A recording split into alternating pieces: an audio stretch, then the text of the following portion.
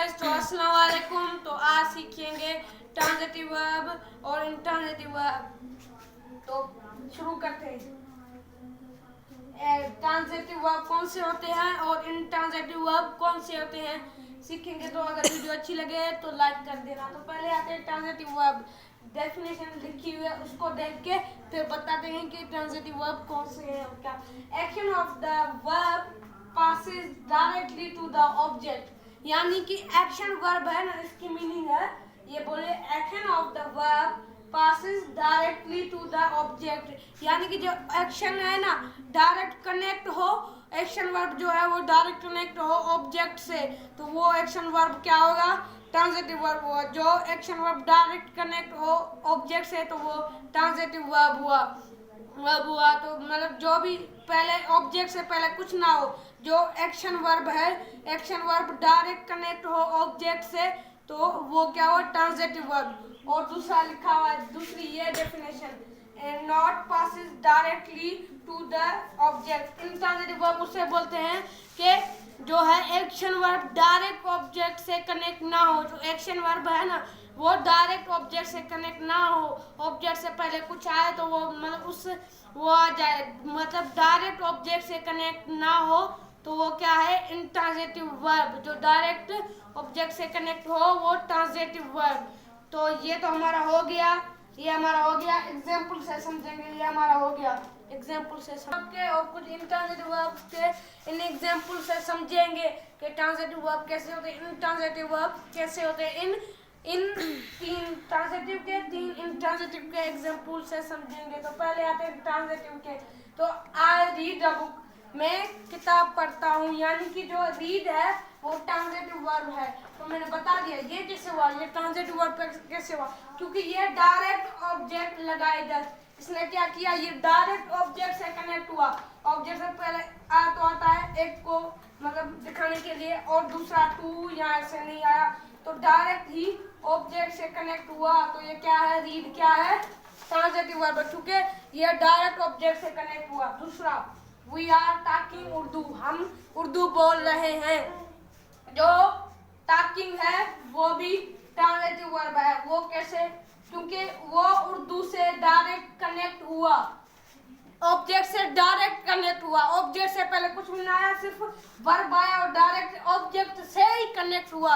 तो ये वर्ब कौन सा हुआ, ये भी ट्रांजिटिव वर्ब ही हुआ।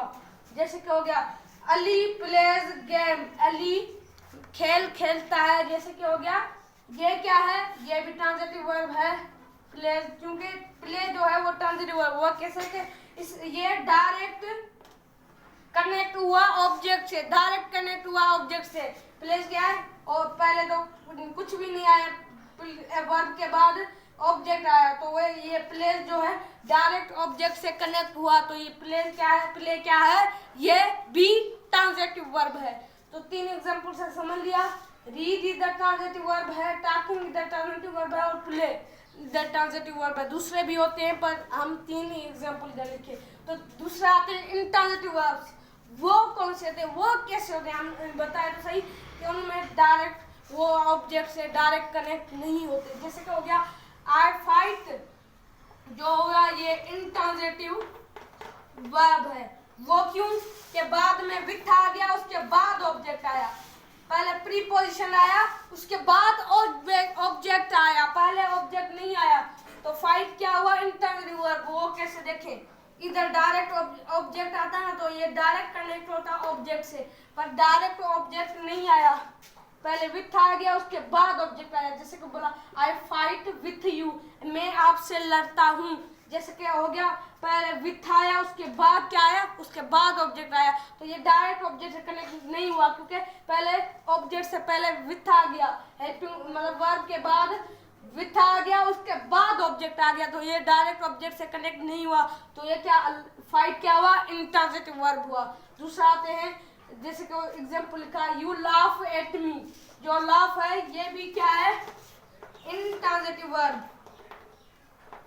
वो कैसे कि लाफ इंट्रांजिटिव वर्ब कैसे देखेंगे, जो लाफ है ना उसके बाद एट आया, जो एट है ये प्रीपोजिशन आया, बाद में ऑब्जेक्ट आया। तो जो लाफ है डायरेक्ट ऑब्जेक्ट से कनेक्ट नहीं हुआ, क्योंकि पहले ऑब्जेक्ट से पहले जो प्रीपोजिशन आ गया। तो जो है लाफ है जो डायरेक्ट ऑब्जेक्ट से कनेक्ट नहीं हुआ, ऑब्जेक्ट से पहले क्या आया, प्रीपोजिशन आया। देखिए जैसे कि यू लाफ एट मी, आप मुझ पे हंसते हो, जो यू है तो वो आपको पता है सब्जेक्ट हुआ, जो लाफ है तो वो वर्ब हुआ एक्शन, और एट मी तो एट जो हुआ प्रीपोजिशन और मी जो हुआ ऑब्जेक्ट। तो लाफ के बाद क्या आया, एट, उसके बाद ऑब्जेक्ट आया, तो ये डायरेक्ट ऑब्जेक्ट से कनेक्ट नहीं हुआ, तो ये लाफ क्या है, इंट्रांजिटिव वर्ब। और तीसरा एग्जांपल और लास्ट एग्जांपल, तो आप हर जुमले में देखते होंगे गो के साथ टू लगता है, तो ये क्या गो ट्रांजिटिव वर्ब है, नहीं इंट्रांजिटिव वर्ब है, क्योंकि इसके साथ टू लगता है, बाद में ऑब्जेक्ट लगता है। अगर टू ना लगे तो ऑब्जेक्ट कैसे नहीं लगेगा, जुमला ही नहीं बनेगा। जैसे कि बोला दे गो टू स्कूल, अगर हम इधर टू हटा दे तो ये भी नहीं बनेगा जुमला, अगर हम टू हटा दे तो जुमला नहीं बनेगा, क्योंकि टू इधर आया पकड़ा है। अगर टू हटाया तो हमको ऑब्जेक्ट भी हटाना पड़ेगा, दे गो बोलना पड़ेगा, पर अगर हम ऑब्जेक्ट लगाना चाहते हैं तो टू जरूर लगेगा। इधर हम बोलते हैं दे गो टू स्कूल, वो स्कूल जाते हैं, तो ये जैसे कि गो हो गया वो एक्शन वर्ब हुआ, तो इसे हम इंट्रांजिटिव वर्ब बोलेंगे। क्या बोलेंगे, इंट्रांजिटिव वर्ब। तो वो क्यों कि वो उस गो के बाद आया प्रीपोजिशन, टू है जो प्रीपोजिशन आया, बाद में ऑब्जेक्ट आया, तो जो गो है डायरेक्ट ही ऑब्जेक्ट से कनेक्ट नहीं हुआ, तो क्या हुआ, इंट्रांजिटिव वर्ब हुआ।